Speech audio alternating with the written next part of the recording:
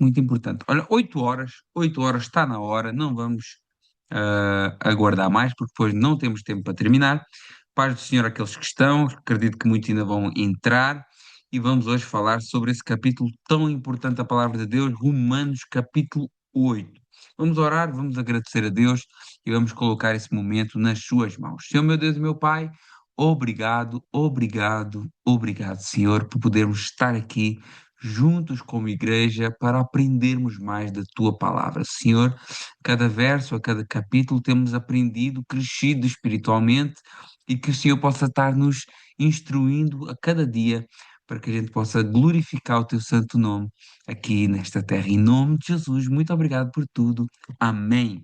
Irmãos, fazendo aqui um pequeno resumo, Romanos capítulo 8, mas já passaram 7 capítulos e nunca é demais resumir. Quando nós repetimos, isso é didático e grava na nossa mente, e quando nós acabarmos esse estudo da carta aos Romanos, nós vamos saber plenamente o que é que fala a carta em cada um dos assuntos, em cada um dos capítulos.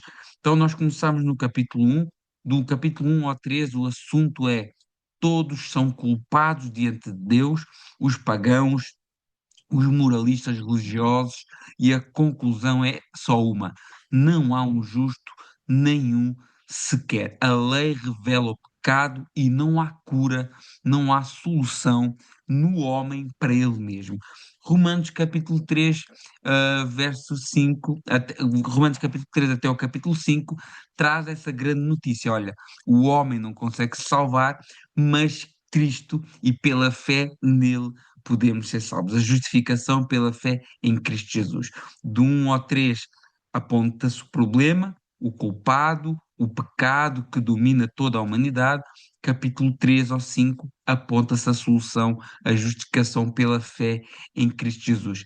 Capítulo 6 fala dessa união com Cristo e da nova vida que nasce dessa união. Nós que fomos unidos na morte e na ressurreição de Jesus pelo batismo, agora nos consideramos mortos para o pecado.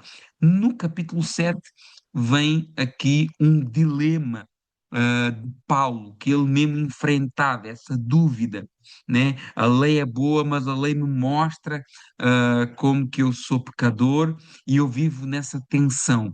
No meu interior eu amo a lei, tenho prazer pela lei, mas vejo uma outra lei nos meus membros, no meu corpo, que ainda está sujeito, né, à sua natureza de pecado. E isso nos faz entrar no capítulo 8, e esse capítulo 8 vem aqui responder a essa tensão que Paulo mostra no capítulo 7, onde o Paulo ele termina o capítulo 7 com aquele grito no verso 24: miserável, ou algumas traduções desaventurado, ou sem sorte, homem que eu sou, miserável homem que eu sou, quem me livrará do corpo desta morte, né? Esse dilema, esse grito de Paulo, mediante as suas lutas, essa tensão que ele via, uma vontade no seu íntimo regenerado e outra vontade no seu corpo ainda carnal. E ele dá esse grito no final do capítulo 7: desaventurado homem que eu sou, quem me livrará do corpo desta morte? Mas ele responde no verso 25: graças a Deus por Jesus Cristo nosso Senhor. E diante desse grito de Paulo, no capítulo 7, o capítulo 8 começa não com uma ordem, nem com uma recomendação, começa com uma declaração judicial. Capítulo 8, verso 1: agora, pois, não há nenhuma condenação para os que estão em Cristo Jesus. Agora significa uma mudança de cenário. Saímos do campo do tribunal, ah, do tribunal em que éramos réus, e agora somos absolvidos, né? O verdito já foi dado, não há condenação. Paulo está dizendo que não há mais sentença para cumprir, não há mais culpa diante de Deus. Em Cristo, que é a chave, na nossa união com Cristo, e fora dele não há solução, mas nele não há nenhuma condenação, né? O verso 1, ele faz uma declaração muito firme: nenhuma condenação há para os que estão em Cristo Jesus. Agora, a questão que a gente pode perguntar é se você está em Cristo Jesus ou não, né? E nós já vamos ver aqui através desse texto algumas dicas que nos podem demonstrar quem está em Cristo Jesus, quem não está. E esse verso que diz que não há nenhuma condenação, ele não diz que não há nenhuma luta, ele não diz que não há disciplina, ele não diz que não há correção, ele diz que não há condenação. Isso que é importante, né? A justificação é irrevogável. Quem é justificado não deixa de ser justificado. Quem verdadeiramente foi alcançado pelo Evangelho descansa na salvação eterna. Paulo queria todo crente em Cristo tivesse a certeza da sua salvação. E por isso ele deixa bem claro: agora, pois, nenhuma condenação há para os que estão em Cristo Jesus. Você está em Cristo Jesus, não há condenação sobre a sua vida. Você pode ter a certeza da sua salvação, ela é irrevogável. O crente luta como filho, não como um réu aguardando a sua sentença. É isso que Paulo está dizendo aqui, logo no primeiro verso do capítulo 8, respondendo diretamente a esse dilema de Paulo no capítulo 7. E ele começa a desenvolver o porquê, né? Verso 2: porque a lei do Espírito da vida em Cristo Jesus me livrou da lei do pecado e da morte. Paulo não está falando aqui da lei de Moisés, mas desse princípio de uma força operante. Existem duas leis, dois princípios: a lei do pecado e da morte, que leva à condenação e escravidão, e a lei do Espírito da vida, que leva à libertação. O Espírito não apenas aponta o caminho, não, ele quebra as correntes que nos escravizavam. Isso traz uma conexão com o capítulo 7 também, né? Parece que o pecado ainda domina, né? Mas aqui Paulo mostra que existe um princípio mais forte atuando, que é o princípio do Espírito Santo, que é a lei do Espírito Santo sobre as nossas vidas. A vida cristã não é força de vontade contra o pecado, mas é poder do Espírito Santo operando em nós contra o pecado, né? Por isso a nossa salvação está assegurada, porque não depende de nós, mas do Espírito que habita em nós. Se a salvação dependesse da nossa capacidade, nós poderíamos ficar com dúvidas. Mas a Bíblia diz, Filipenses capítulo 1, verso 6, estou plenamente certo, diz Paulo, que aquele que começou a boa obra em vós há de completá-la até ao dia de Cristo Jesus. E na mesma carta, Filipenses 2,13 diz, porque Deus é quem efetua em vós tanto querer como realizar segundo a sua boa vontade. Então, o que Paulo está dizendo assim: olha, não há nenhuma condenação mais. E vocês agora não são regidos mais pela lei do pecado. Vocês agora são regidos pela lei do Espírito. Então, olha como é poderoso isso para nós. Não depende mais de nós. É o Espírito que opera em nós e que vai nos santificando e que vai nos convencendo. E nós cooperamos junto com ele, com o Espírito, como diz a palavra do Senhor, né? Verso 3: portanto, o que for impossível à lei, no que estava enfermo é pela carne. Isso fez Deus, enviando o seu próprio Filho em semelhança de carne pecaminosa, no tocante ao pecado, e com efeito condenou Deus na carne o pecado. A lei santa, mas impotente para salvar, porque encontra resistência na carne humana.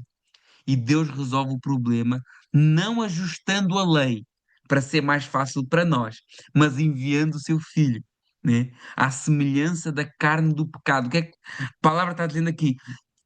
Cristo veio verdadeiramente humano, né? Sem pecado, mas verdadeiramente humano. Cristo não apenas perdoa o pecado, mas ele condena na carne. Isso é, ele executa a sentença sobre ele mesmo, né? Ele substitui. O nosso pecado foi tratado na cruz, não foi ignorado.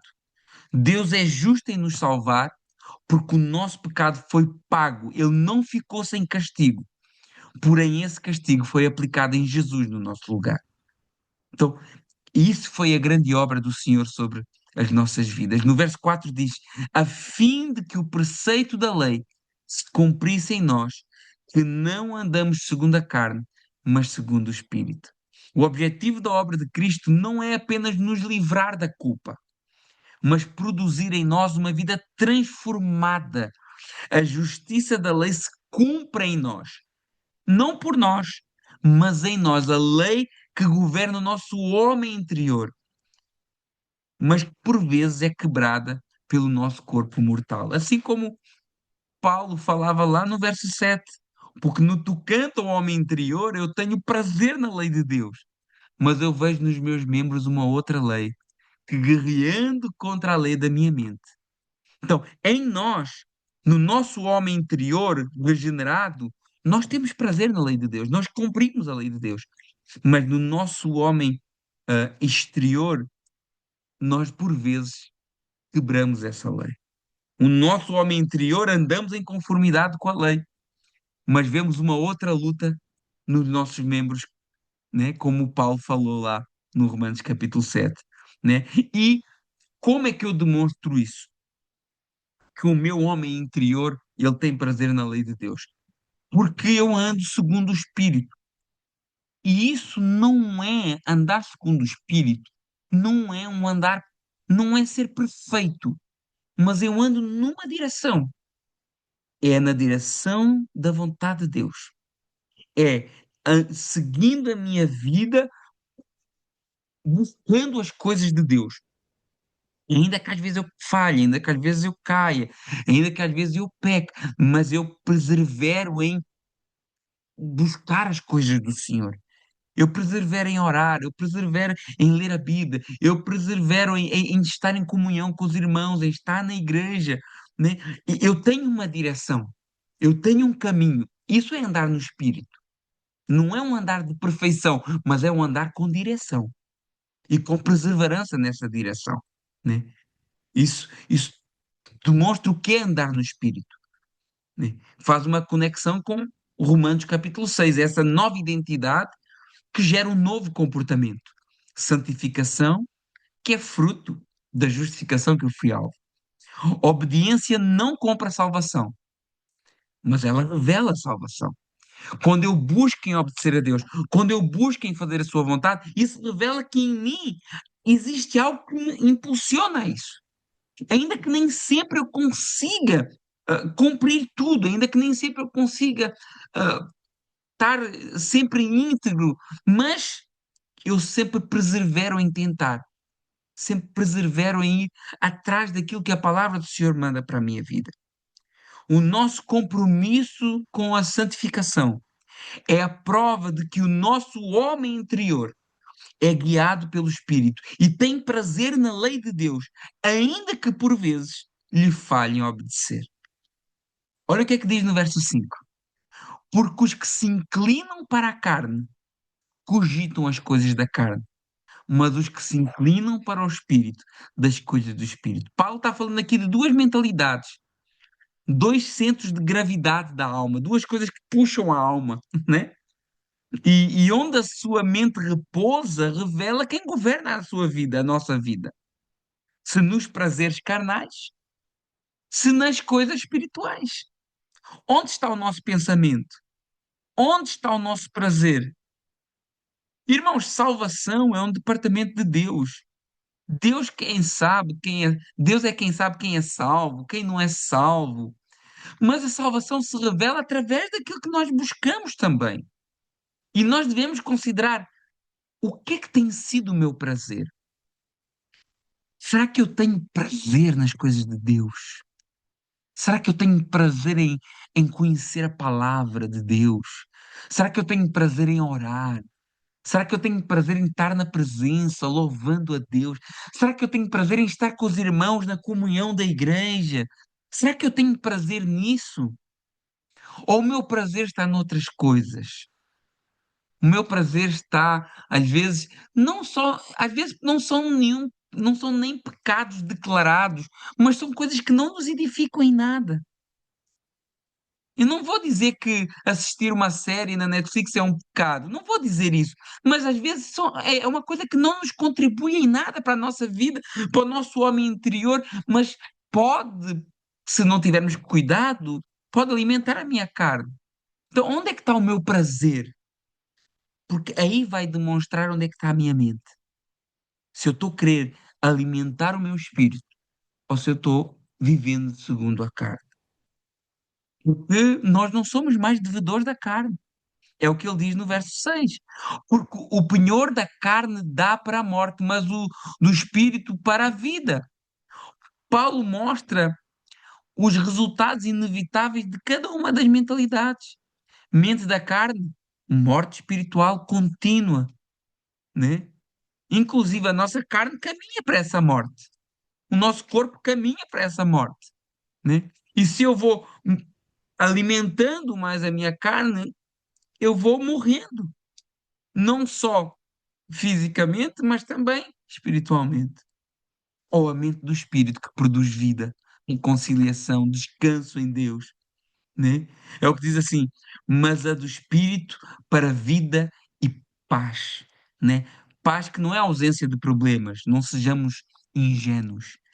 Paz não é ausência de problemas, mas é presença de Deus governando o nosso interior. Onde quer que você esteja, independentemente das situações, você tem paz de Deus, porque Deus está consigo, né? Agora, o penhor da carne é morte, o do espírito é vida e paz. Verso 7. Por isso, o penhor da carne é inimizade para com Deus, pois não está sujeito à lei de Deus, nem mesmo pode estar. Olha o que é que diz no verso 7. A carne nunca é neutra, ela é hostil a Deus. A carne não fala aqui só de uma desobediência ocasional, mas a nossa carne é uma inimiga de Deus. Por isso, uma das doutrinas defendidas pelos grandes reformadores é a depravação total do ser humano, que é a incapacidade total do ser humano de chegar a Deus sem uma ação do Espírito. O Espírito Santo, quem regenera o nosso espírito, concede nova vida e nos tira da condição de morte espiritual. Sem essa regeneração, o homem permanece vivendo segundo a carne, governado por seus desejos, por sua autonomia, a sua rebelião natural contra Deus. Portanto, a salvação não começa na decisão humana, nem na força da vontade humana, nem em obras religiosas. Ela começa com Deus, que age primeiro, vivificando, nos chamando, nos transformando. Porque a nossa carne, ela é inimiga de Deus. No verso 8 diz: portanto, os que estão na carne não podem agradar a Deus. Agradar a Deus fora de Cristo é impossível. Agradar a Deus fora da ação do Espírito Santo é impossível. E esse é o problema de muitos. Porque religião sem regeneração do Espírito não resolve o problema de ninguém. Lembremos o texto que nós falamos na passagem de ano, Isaías 58, né?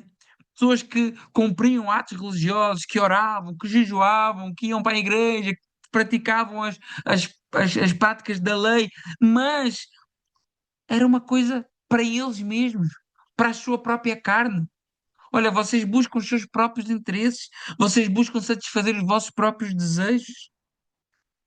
E quando eu sou movido pelo Espírito, eu busco os interesses de Deus, os desejos de Deus, fazer a vontade de Deus, estar diante do propósito de Deus.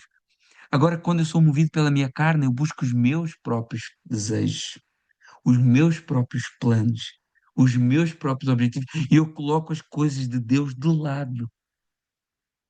E esse é o problema. Religião sem regeneração não resolve nada. Boas obras sem vida nova não reconciliam com Deus, porque os nossos atos de justiça, como diz a palavra, são como trapos de imundícia.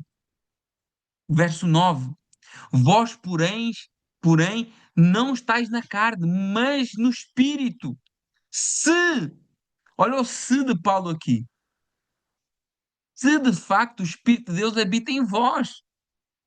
E se alguém não tem o Espírito de Cristo, então esse não é dele. Paulo confronta agora os seus leitores. porque nem todos os que ouviam essa palavra eram salvos.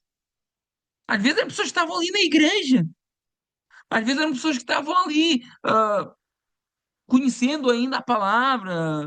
E ele diz: Olha, vocês não estão na carne, mas no espírito. Se de facto o espírito habita em vocês, será que o espírito de Deus habita em nós? Será que o espírito de Deus habita em vós? O não andar na carne é uma demonstração que o espírito habita em nós. O buscar as coisas de Deus em primeiro lugar é uma demonstração de que o espírito habita em nós. Porque o Espírito Santo não vem para nós fazer uma visita. Nós às vezes até ora, nós até louvamos às vezes coisas erradas. Nós dizemos assim: vem me visitar hoje aqui. Mas Deus não visita, ele habita, né? Ele habita em nós, ele não faz visita. Paulo deixa bem claro: sem a habitação do Espírito de Deus, ninguém é de Jesus. Somos unidos com Cristo pela habitação do Espírito em nós. É quando nós mergulhamos no Espírito que nos faz ser participantes do corpo de Cristo. Olha o verso 10.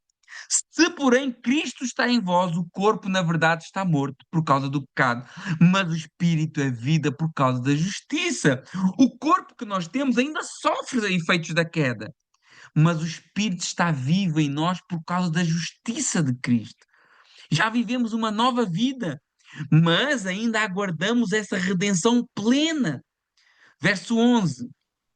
Se habita em vós o espírito daquele que ressuscitou de Jesus dentre os mortos, esse mesmo que ressuscitou Jesus dos mortos, vivificará também o vosso corpo mortal por meio do seu espírito que em vós habita. Olha novamente essa ênfase. O Espírito Santo tem que habitar em nós.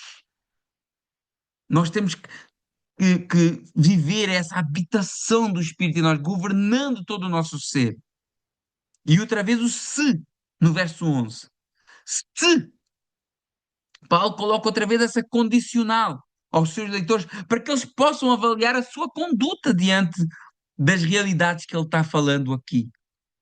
Dois estilos de vida, um pela carne, outro pelo espírito. E ele faz aqui uma promessa: olha, ainda que o nosso corpo hoje está morto pelo pecado, contrário ao espírito, que está vivo, né? Que foi o que nós declaramos no batismo, né? Quando nós nos batizamos, nós declaramos que morremos para o pecado, né? E vivemos para Cristo. Ainda que o nosso corpo hoje está morto pelo pecado, um dia ele será ressuscitado, glorificado. A nossa carne hoje é inimiga de Deus, mas um dia será revestida de glória. O mesmo Espírito que ressuscitou Cristo, que habita em nós, transformará a nossa carne mortal. A ressurreição futura é promessa também para o nosso corpo. É o que Paulo fala lá em 1 Coríntios capítulo 15. Isto que é corrupto vai se revestir de incorruptibilidade. E aqui nós fechamos essa primeira parte do capítulo 8 de Romanos, em que Paulo deixa bem claro: não há condenação. Nós somos a habitação do Espírito e temos uma vida e esperança futura. Irmãos, não deixe Satanás condená-lo. Não dê ouvido a Satanás. Não há condenação para quem está em Cristo Jesus. Você vive no Espírito e tem uma esperança futura. O Espírito Santo habita em você. Não uma visitação que ele vem ali quando você está orando.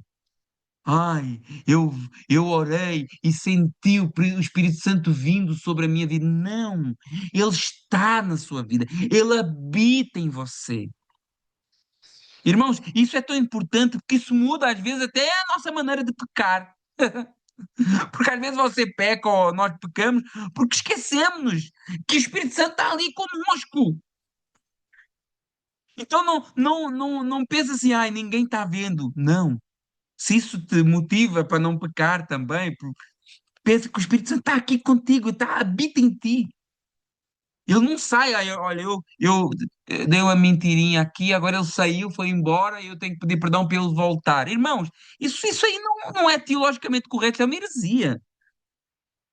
Ele está. em nós, Ele habita em nós. Nós somos templo e morada do Espírito Santo. Agora, é verdade que Ele sente ciúmes. É verdade que Ele se entristece, como diz a palavra também. Que Ele se entristece quando nós erramos, que Ele se entristece quando nós falhamos, que Ele se entristece quando nós damos mais valor às nossos prazeres carnais do que às coisas que são do Espírito. É verdade. Mas Ele habita em nós, Ele está em nós e Ele se move através de nós, Ele nos santifica, Ele nos regenera, Ele nos move para uma nova vida em Cristo Jesus. Então, a primeira parte desse capítulo 8 é: não há condenação. Com Cristo existe vida e existe esperança. Paulo acaba de afirmar que o Espírito, por duas vezes aqui no texto, habita no crente. E ele agora tira uma conclusão prática dessa realidade. Se o Espírito é quem governa, então isso muda a minha relação com a minha carne. Olha o que é que diz no verso 12. Assim, pois, irmãos, sois devedores. Nós somos devedores, mas não há carne, para viver segundo a carne. Então nós não somos obrigados. Nós não temos dívida para com a carne. Nós não temos compromisso para com a nossa carne. Paulo diz assim: olha, nós somos devedores, nós temos uma obrigação, mas não é com a carne. A carne, ela sempre cobra. Ela sempre nos cobra, né? A carne nos cobra. Ela diz assim: olha, me alimenta. A carne diz assim: me satisfaça. A carne diz assim: me obedeça. Isso é o que a carne diz. Mas eu não sou devedor à carne, eu não tenho que obedecer à carne. O Evangelho declara: você não deve mais obediência a esse Senhor.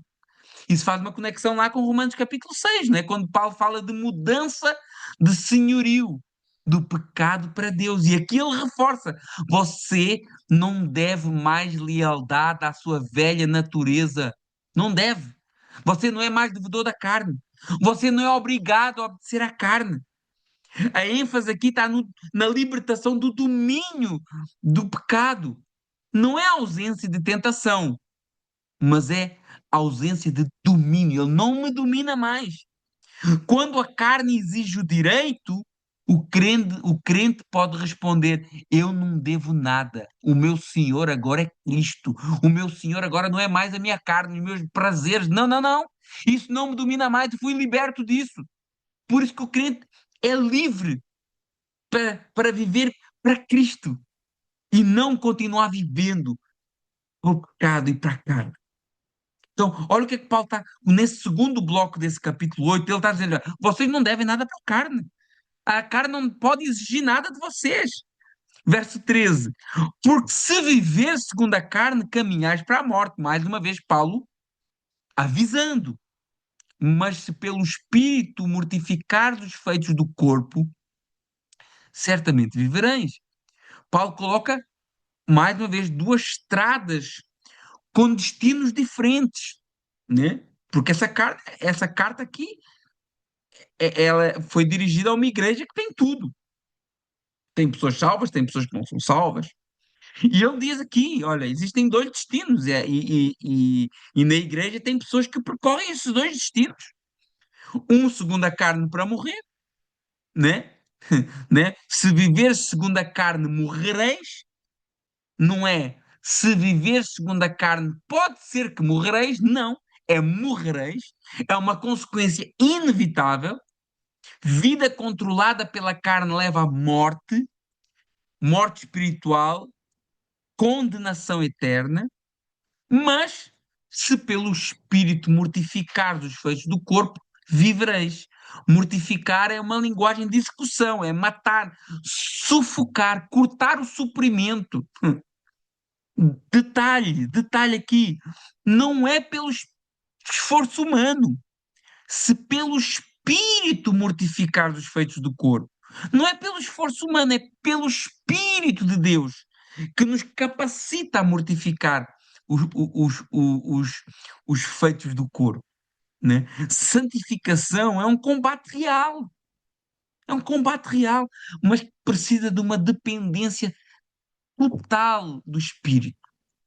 Mortificar carne não é negociar com o pecado, mas é declarar guerra, é cortar o alimento, os gatilhos, os ambientes, as justificativas. Ai, é só uma vez mais, é só desta vez. Não, isso eu posso tudo, mas nem tudo me convém. Não, é cortar todas essas falácias que nos alimentam o nosso corpo carnal, mortal, pecador.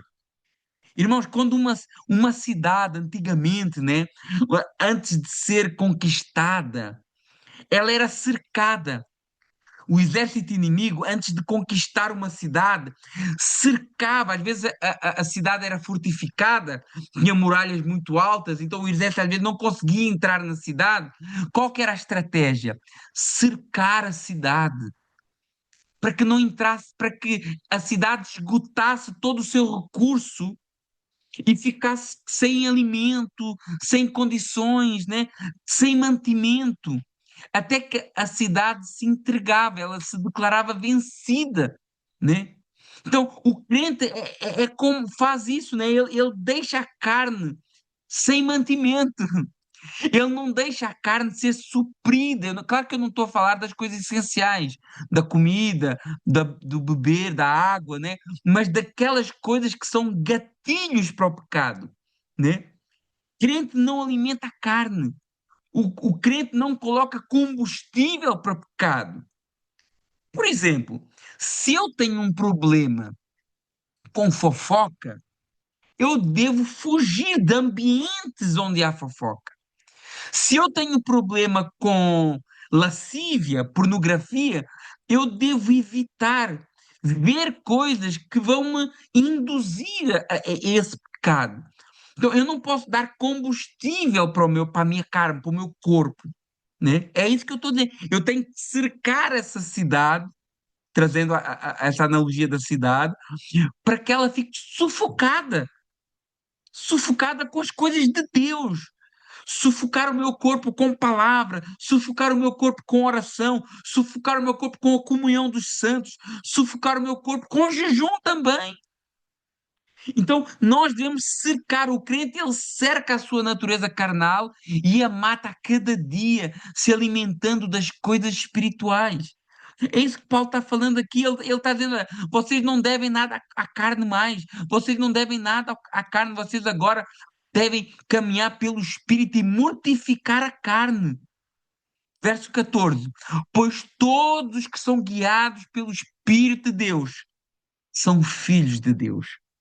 Irmãos, guiados aqui não é receber aqui sinais místicos, né, para escolher a cor da parede da sala, o tipo de carro que vai comprar, o telemóvel. Não, guiado aqui significa ser conduzido para uma vida conforme Deus, conforme a sua palavra diz. Abandonar a carne, mortificar o pecado e andar numa nova direção. Paulo está descrevendo a marca de identidade, não um evento esporádico na vida do cristão. É uma vida guiada pela palavra de Deus, pelo propósito dele. A ênfase aqui é essa filiação, essa adoção nessa grande família de Deus, ela é evidenciada por uma direção espiritual. O Filho de Deus não é quem nunca cai, mas é quem tem um novo GPS interior e mesmo em suas falhas, ele sempre volta para o Pai, ele sempre volta para a oração, ele sempre volta para a palavra, ele sempre volta para a igreja, ele sempre volta para buscar a vontade de Deus. Todos que são guiados, direcionados, dirigidos pelo Espírito, são filhos de Deus. E olha o que diz aqui algo maravilhoso no verso 15: porque vocês não receberam um espírito de escravidão para viverem com medo, mas o espírito de adoção. Baseado nesse espírito, nós clamamos: Abba, Paizinho, Pai, Pai amável. É isso. Paulo contrasta aqui dois espíritos, duas realidades, duas experiências. Uma de escravidão, que traz medo, que é aquela relação com Deus como um patrão severo, onde o coração vive em pânico e insegurança, porque se eu não fizer isso, Deus não se agrada, porque se eu não fizer aquilo, porque eu tenho que servir, eu tenho que fazer, eu tenho, porque senão Deus me castiga. Não é esse o relacionamento que Deus quer que tu tenhas com Ele. Não é um relacionamento de escravidão, só de servidão, de medo. Eu tenho que fazer, eu tenho que dar, eu tenho que orar. Não, mas é um relacionamento de um pai que nos adota no seu amor. A relação com Deus é a relação como pai, marcada por confiança e uma intimidade reverente, obviamente, porque Ele é o nosso Deus, o nosso Senhor, mas é o nosso Pai querido. Olha como é diferente, como eu encaro a minha salvação, não como uma coisa que eu estou numa corda bamba, me tentando equilibrar, eu estou-me a tentar equilibrar para não perder aqui a minha salvação. Não é isso que Deus quer de nós. Deus quer que a gente tenha a certeza, andando nesse espírito, sendo habitação dele, e que a gente clame com todo o amor, com todo o carinho: meu Pai querido, cuida de mim, que me conhece, que me fortalece. Olha como é que Paulo está aqui a tentar moldar a maneira como nós vemos a salvação. Não é essa salvação que alguns pregam, que às vezes de manhã é salvo, à noite é condenado, e depois pede perdão, é salvo, e depois é condenado. Que é isso? Isso não é o que a Bíblia ensina. O que a Bíblia ensina é que nós somos salvos de uma maneira poderosa, a habitação do Espírito, selados, um selo de garantia. O selo do Espírito em nós é a garantia de que o melhor está para vir. Meus irmãos, isso é muito sério. Não, nós recebemos um espírito de adoção, pelo qual clamamos: Abba, Pai. Temos um estatuto diferente hoje. Não mais perdidos, não mais condenados, mas agora justificados. Temos paz com Deus. Não foi que nós lemos nos capítulos anteriores? Deus não só nos perdoou, mas Ele nos acolheu no seu amor. A nossa oração tem que mudar, porque nós agora não temos, não é a oração para um juiz que está julgando a nossa causa, não, mas é um juiz que já nos absolveu e que agora é um pai que nos sustenta. Hoje muitos vivem o seu relacionamento com Deus com medo de Deus, mas o que é que diz a palavra de Deus? O verdadeiro amor lança fora todo o medo. Alguns vivem essa vida oscilante, hoje salvo, amanhã perdido, mas não é essa a vontade de Deus para nós. A vontade de Deus é que você tenha a certeza que Ele é o seu Pai, o seu Abba, o seu paizinho querido que te ama e que te acolhe.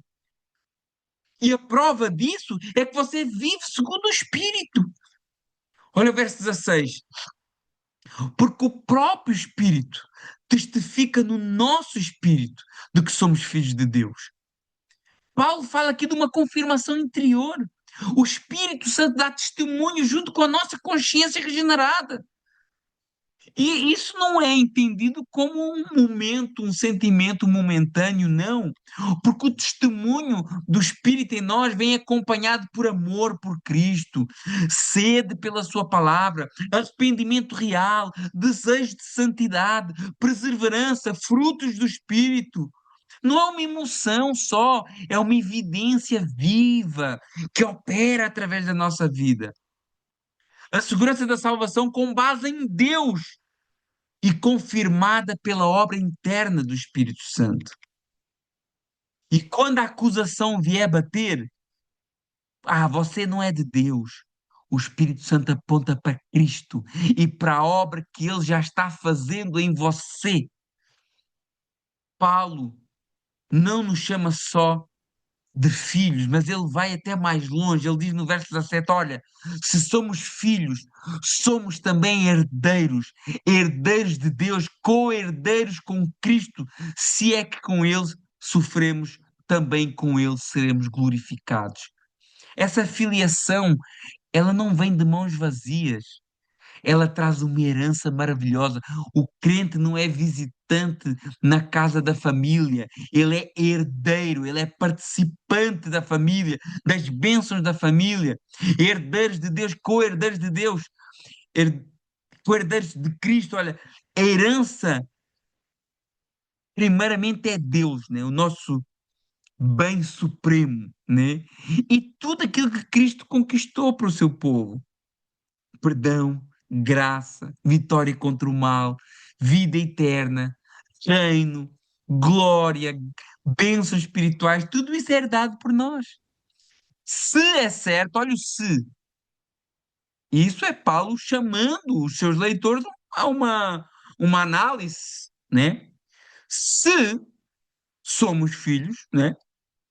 Se é certo que com ele padecemos, para que também com ele sejamos glorificados.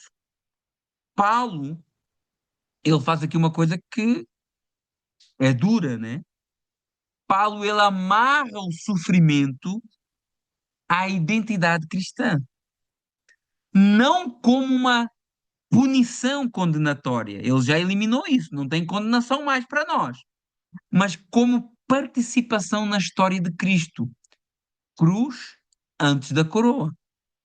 Não é sofrer para ganhar. Se eu sofrer, vou ganhar lá na frente. Não é isso. É, se estamos unidos em Cristo, a nossa vida se parece com a dele. E o final também. Então, se eu estou unido em Cristo, Cristo diz assim: se perseguiram a mim, vão perseguir vós também. Cristo diz assim: no mundo tereis aflições, mas tenham bom ânimo, eu venci o mundo. Cristo diz assim: se alguém quer vir após mim, negue-se a si mesmo, pegue a sua cruz a cada dia e siga-me. Então, não é se eu sofrer, vou ganhar lá na frente. Não é isso, mas se eu estou unido em Cristo, então a minha vida vai ser parecida com Ele. Vai ser parecida nas perseguições, mas vai ser parecida também na glorificação final. Então, a ênfase aqui é perseverança, esperança e glória futura. Sofrimento nunca é sinal de abandono, muitas vezes é sinal de pertencimento de Deus.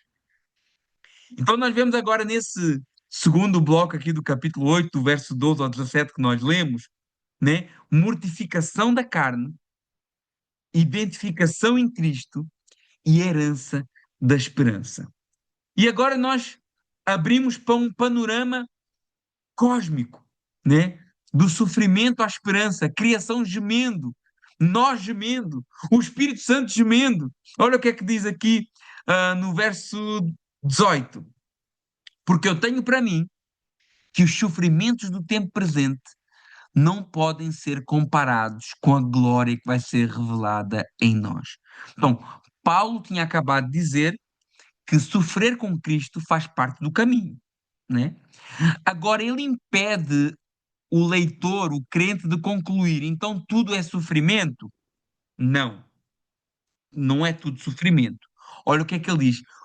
Porque para mim tenho por certo, ou seja, não é um otimismo, não é uma possibilidade, ele tem por certo, é uma certeza, né? Que as aflições do tempo presente não são comparáveis com aquilo que nos espera. Paulo não minimiza a dor, mas ele a compara com algo maior que está preparado para nós. Glória que vai ser revelada em nós. O futuro de Deus relativiza o presente sem negar a sua realidade. A ênfase aqui está na glorificação, no destino final do povo de Deus. O Evangelho nem sempre explica toda a dor, mas ele garante que a dor não tem a palavra final. E ele começa falando aqui nessa expectativa da criação, verso 19. A ardente expectativa da criação aguarda a revelação dos filhos de Deus. Paulo meio que faz da criação uma pessoa aqui. Ele personifica a criação como alguém esperando a revelação dos filhos de Deus. Porquê? Porque o destino de toda a criação está ligado ao destino do povo de Deus. Quando os filhos forem plenamente revelados em glória, o mundo também entrará em libertação, né? Deus redime as pessoas e vai também redimir o palco onde a história acontece. Olha o verso 20 para concluir esse raciocínio. Pois a criação está sujeita à vaidade, não voluntariamente, mas por causa daquele que a sujeitou. A criação está sujeita à frustração, à vaidade, à futilidade, à decadência. A criação está desajustada desde a queda. Porque Deus, em seu justo juízo, após o pecado humano, ele permitiu que a criação experimentasse consequências, como maldade, como injustiça. Isso não foi maldade divina, mas foi uma pedagogia histórica de Deus à criação. E olha o verso 21. Na esperança que a própria criação será também redimida do cativeiro da corrupção, para a liberdade da glória dos filhos de Deus. Então, essa criação que está em decomposição, que está em morte, o desgaste do mundo, ela será liberta, não aniquilada. Deus não vai jogar fora a criação, ele vai renovar a criação para a liberdade da glória dos filhos de Deus. Olha o que é que 2 Pedro fala sobre isso também. 2 Pedro 3,13. Nós, porém, segundo a sua promessa, esperamos novos céus e nova terra, nos quais habita a justiça. Verso 22 diz: Porque sabemos que toda a criação a um só tempo geme e suporta angústias até agora. As dores de parto, que é o que fala aqui, são dor real. Mas as dores de parto, elas mostram algo. Quando alguém está com dores de parto, o que é que isso significa? Que algo maravilhoso vai acontecer, o nascimento vai acontecer, né? Então Paulo ensina que o mundo está quebrado, está gemendo, mas ele está caminhando para a redenção. Ele está caminhando para algo melhor. Porque quando as dores de parto vêm, é sinal que a redenção está próxima, é sinal que o nascimento está próximo. E quando nasce o bebê, a mãe já não lembra das dores. A mãe agora fica alegre com o bebê nos seus braços. Essa é a linguagem que Paulo está usando. Olha, o mundo está corrompido, o mundo está gemendo, toda a criação está gemendo, mas está quase, porque já estamos nas dores de parto. E essas dores anunciam algo grandioso. E olha o que é que diz no verso 23: não é só o mundo que está gemendo, nós também. E não somente ela, não somente a criação, mas nós também. Porquê? Porque nós temos as primícias do Espírito. Verso 23. Igualmente gememos no nosso íntimo, aguardando a adoção de filhos, a redenção do nosso corpo. Olha, não só a criação, os crentes também gemem. Ser crente não é ser anestesiado dos males do mundo. Nós sofremos com o estado em que este mundo está, com as injustiças, nós sofremos com a violência, nós sofremos com a maldade. Quem é crente, salvo, não se conforma com o estado que o mundo está. E isso nos dança também gemendo, né? Mas nós que temos as primícias do Espírito, né? Que é o primeiro sinal da colheita, o Espírito é uma amostra das coisas grandiosas que estão para vir, né? É o penhor, é a entrada. Você vai lá e compra um carro e diz assim: olha, está aqui essa entrada. O carro custa, vamos pôr um carro aí de 20 mil euros. Olha, está aqui 5 mil euros de entrada. O que é que aqueles 5 mil euros garantem? Garantem que você vai pagar o resto. Garantem que os outros 15 mil você vai levar também. E o Espírito Santo é essa entrada, esse penhor. Olha, Deus colocou na nossa vida como uma garantia, a primícia de que o resto virá. Né? É uma amostra real do futuro, aguardando a adoção, a redenção do nosso corpo. Essa adoção, ela já é realidade, nós já fomos adotados, mas há um aspecto futuro, quando o nosso corpo for redimido e glorificado. Verso 24, porque na esperança somos salvos. Ora, a esperança que se vê não é esperança, pois o que alguém vê, como espera, né? A salvação tem passado, justificação. A salvação tem presente, santificação, e a salvação tem futuro, glorificação. Aqui Paulo destaca essa dimensão futura, né? A dimensão futura, né? A redenção do nosso corpo. É isso que Paulo está destacando. Nós fomos salvos, estamos sendo salvos e seremos salvos. E Paulo está destacando essa dimensão futura. Cristo vive, o cristão vive sustentado por promessas não totalmente visíveis ainda hoje. Talvez nós não vemos tudo que Deus tem para nós ainda, mas nós cremos pela fé. Hebreus 11:1. A fé é a certeza das coisas que se esperam e a convicção de fatos que não se veem. Verso 25. Mas se esperamos o que não vemos, com paciência o aguardamos. Paciência aqui é perseverança, firmeza, mesmo sob pressão, mesmo sobre um mundo que geme, e nós gememos também. A esperança bíblica não é ah, talvez dê certo, é a certeza do caráter de Deus, que não pode mentir e que vai cumprir tudo o que ele prometeu.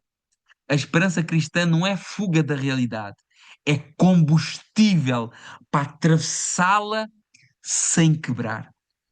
E olha o que é que diz aqui no verso 26, algo maravilhoso para nós. Também o Espírito, semelhantemente, nos assiste nas nossas fraquezas, porque não sabemos orar como convém. Mas o mesmo Espírito intercede por nós, sobremaneira, com gemidos inexprimíveis. Paulo falou dos gemidos da criação, no verso 22, dos gemidos dos crentes, no verso 23, e agora ele mostra que não gememos sozinhos. Da mesma maneira, o Espírito nos ajuda nas nossas fraquezas.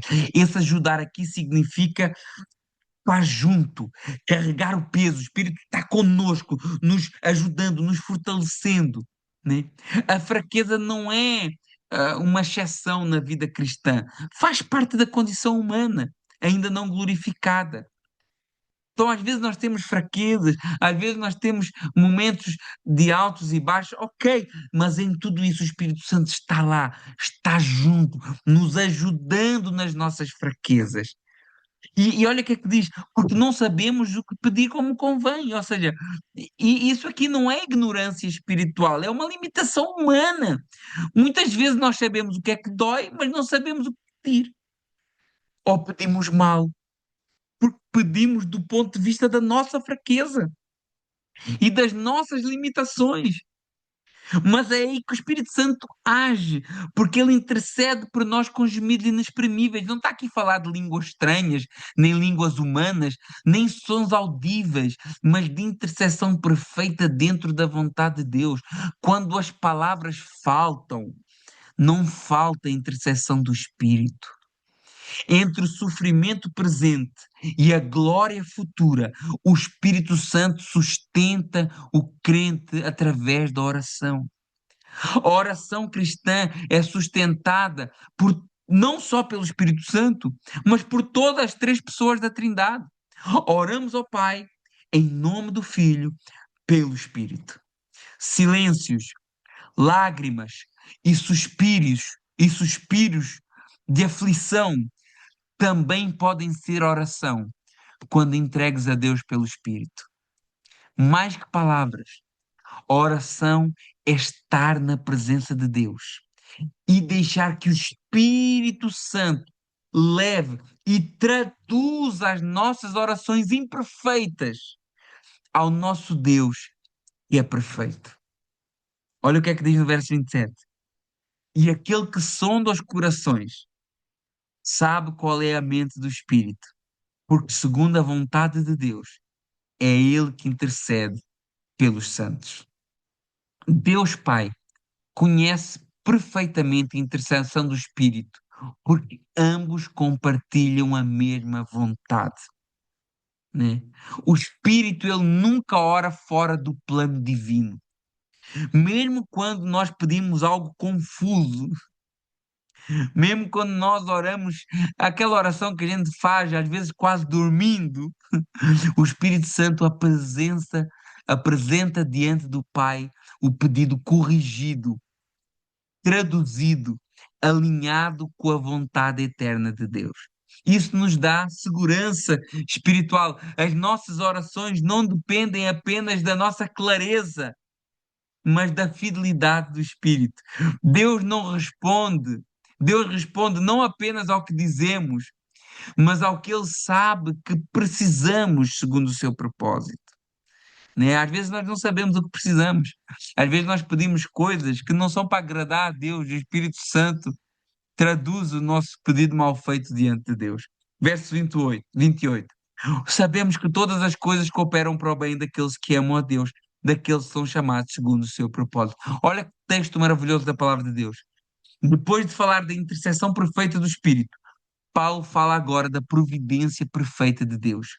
Sabemos, convicção. Paulo fala assim: sabemos, temos convicção, não é uma suposição, não é um talvez, é uma convicção que todas as coisas, todas as coisas, não são todas as coisas são boas, mas que todas as coisas são usadas por Deus. Não é que todas as coisas são um mar de rosas, mas que todos os momentos cooperam para o bem daqueles que amam a Deus. Daqueles que amam a Deus e daqueles que são chamados segundo o seu propósito. Essa promessa não é universal, ela é específica para aqueles que pertencem a Deus, né? Para aqueles que pertencem a Deus. Faz uma conexão com o verso 18. Sofrimento presente não é desperdiçado. É o que Paulo falou. Aquilo que nós sentimos hoje não se compara com o que vem amanhã. Existe uma providência divina e soberana em todas as coisas que você passa, em todas as coisas que eu passo. Mesmo quando nós não entendemos, né, o como ou o porquê, nós podemos descansar no quem, né? Quem é esse Deus que nos sustenta e que em todas as coisas nos guia, né? Todo coopera para o bem. E o bem aqui pode não ser um conforto imediato, mas aquilo que Deus define como bem vem no verso seguinte, no verso 29, que é ser igual a Cristo. Olha o que é que diz no verso 29, né? O que é esse bem que coopera para o bem daqueles que são chamados segundo o seu propósito? Que propósito é esse? Porquanto, verso 29, os que de antemão conheceu, também predestinou para serem conforme à imagem do seu filho, a fim de que ele seja o primogênito entre muitos irmãos. Né? Vemos aqui esse texto que é muito usado às vezes para defender a predestinação, o determinismo. Eu não quero entrar por esse caminho, mas olha o que é que o texto diz. Os que dantes conheceu. A palavra aqui é prognóstico. E esse texto, por vezes, que é utilizado para defender essa predestinação calvinista, mas repare que esse texto aqui não fala disso, né? Fala de um conhecimento de antemão e não de uma determinação exclusivista. Assim como Pedro usa a mesma palavra lá em 1 Pedro capítulo 1, verso 2, eleitos segundo a presciência, o prognóstico, né? A mesma palavra grega, né? E que também os predestinou, eles conheceu e os predestinou de antemão para serem conforme a imagem do seu filho. O alvo da salvação não é apenas nos tirar do inferno, mas nos tornar semelhantes a Cristo, para que Ele seja o primeiro de vários irmãos. Cristo não salva indivíduos isolados, mas forma uma família unida. Esse é o propósito. Unidade. Que Cristo orou lá em João capítulo 1, verso 7, capítulo 17, verso 21. Olha, eu peço para que todos sejam um. O grande propósito não é salvar indivíduos isolados. Isso não existe. Mas é formar uma grande família do Senhor unida em Cristo. Por isso que não tem como ser crente isolado, meus irmãos. Ser um crente isolado não combina com aquilo que Cristo quer para nós.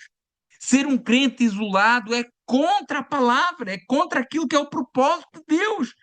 Deus não salva indivíduos isolados, Ele quer formar uma família. A eleição graciosa com esse propósito transformador de sermos a imagem do seu filho, para que ele seja o primeiro de muitos irmãos. Deus, ele está mais comprometido com a nossa santidade, com o sermos parecidos com Jesus do que com o nosso conforto e o nosso bem-estar. Essa é que é a grande verdade. E para que eu seja parecido com Jesus, eu tenho que sofrer, então tudo vai cooperar para esse bem. Se para eu ser parecido com Jesus, eu tenho que passar por perseguições, então tudo vai cooperar para esse bem. Que o bem e o propósito é eu ser parecido com Jesus. Verso 30, estamos quase terminando, aguenta um pouquinho. E aos que predestinou, a esses também chamou. E aos que chamou, esse também justificou. E aos que justificou, esse também glorificou. Paulo apresenta aqui a chamada cadeia dourada da salvação. Aos que predestinou. Vimos aqui no verso 29 que é pela presciência de Deus. Nesse contexto fala da presciência de Deus. A palavra prognóstico, conhecimento por antecedência.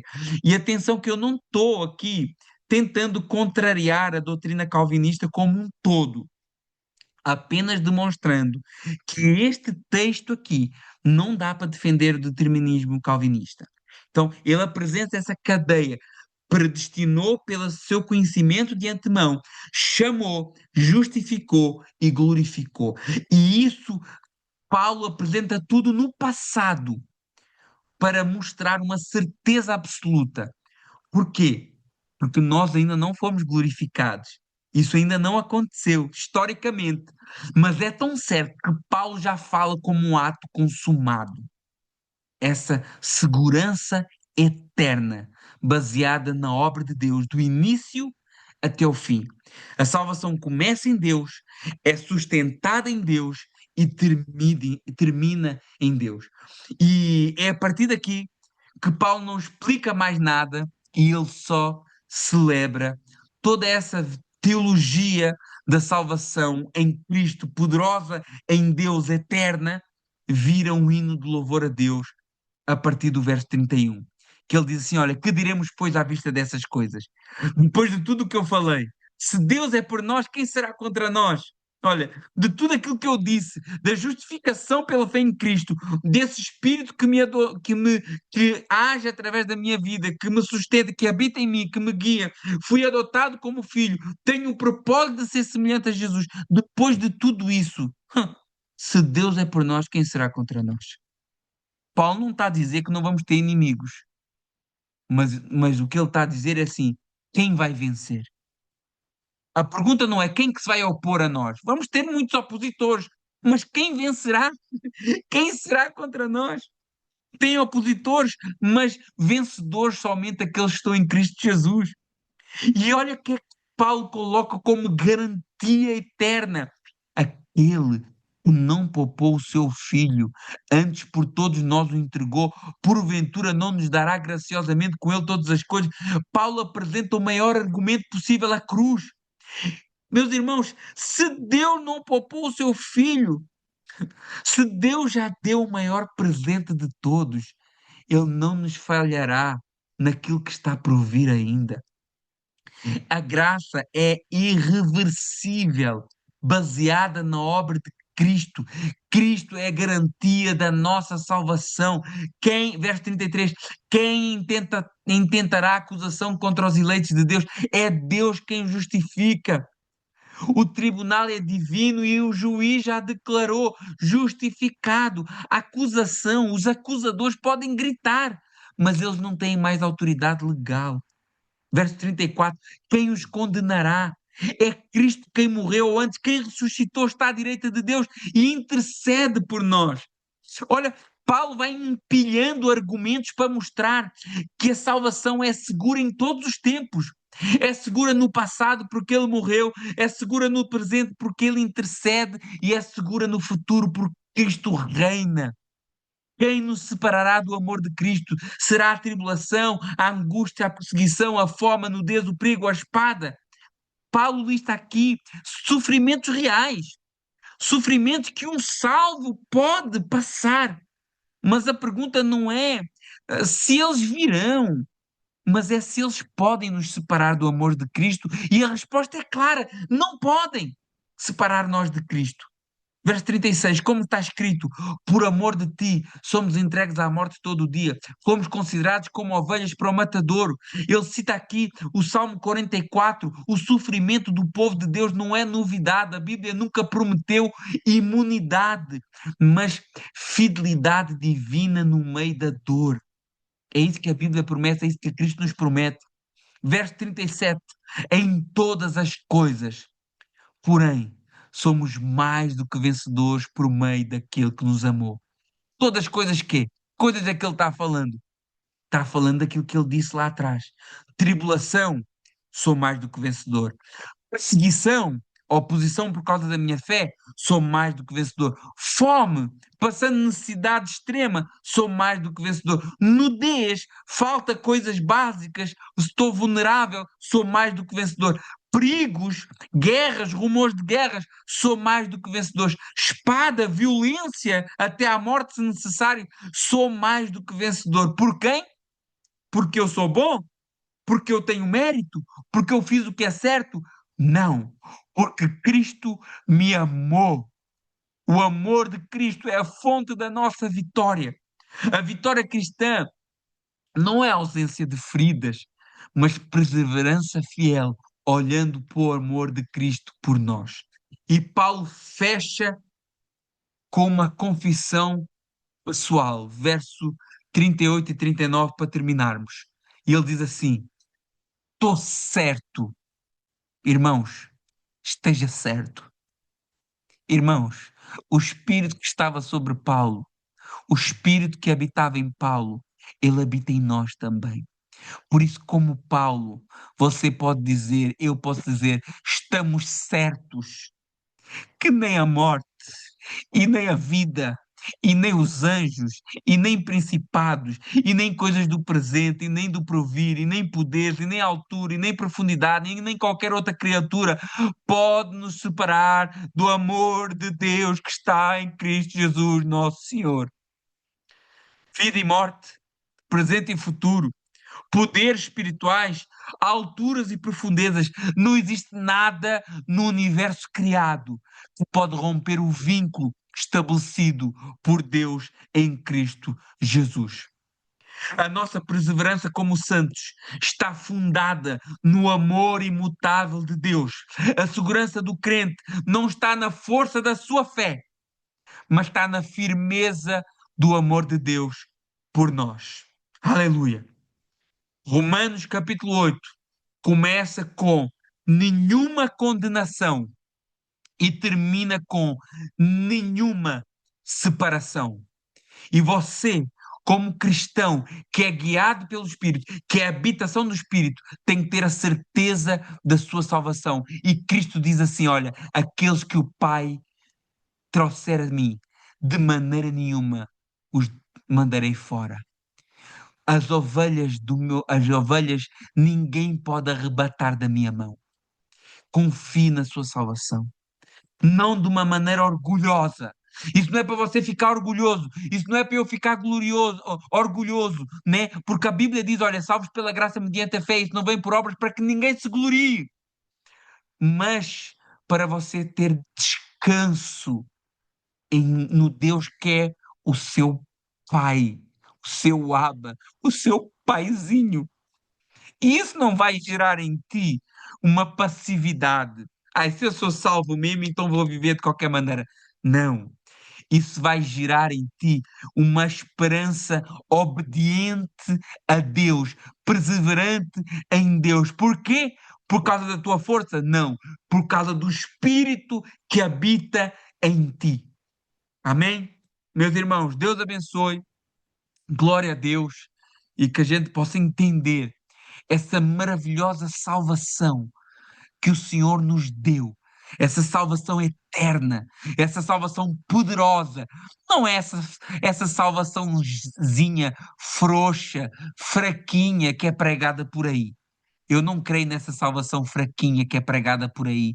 Qualquer coisinha, a gente está numa corda bamba ali, oi, salvo agora, perdido, salvo perdido. Não, a nossa salvação, ela é eterna e ela é poderosa em Deus. E a prova disso está no amor dele que entregou o seu filho por nós e na habitação, no selo, na garantia de que o melhor ainda está por vir.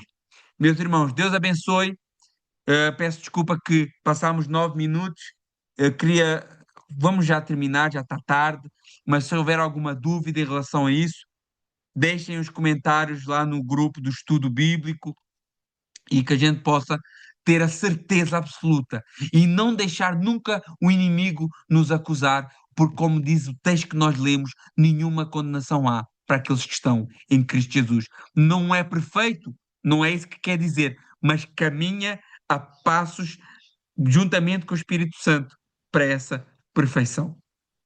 Meus irmãos, vamos orar, vamos agradecer ao Senhor. Senhor, meu Deus e meu Pai, muito obrigado, Senhor, por essa maravilhosa salvação que o Senhor nos deu. Oh, Pai, não há nada que a gente possa fazer para merecer essa salvação, mas pela tua graça e pelo teu amor e pela tua misericórdia, tu nos proporcionaste tão poderosa salvação. Obrigado, oh Pai. Pedimos perdão porque às vezes ainda erramos. Pedimos perdão porque o nosso corpo ainda é inclinado para o mal. Mas pedimos ao Pai que o Teu Santo Espírito continue nos capacitando, continue nos fortalecendo, continue nos guiando, ó Senhor, nessa maravilhosa salvação qual nós caminhamos, essa salvação eterna que nos foi dada. Que a gente possa ter essa esperança e te adorarmos e te servirmos como esse Pai querido e amado que tu és, que cuida dos seus filhos, que guarda os seus filhos, que está sempre junto de nós. Pai, muito obrigado por tudo. Eu te agradeço por cada um que aqui esteve ouvindo essa palavra e que o Senhor possa confirmar essas palavras nos nossos corações. Em nome de Jesus. Amém. Meus irmãos, Deus abençoe a vida de cada um. Um grande abraço a todos e obrigado aí pela paciência em me ouvirem. Um grande abraço. Até a próxima. Deus abençoe.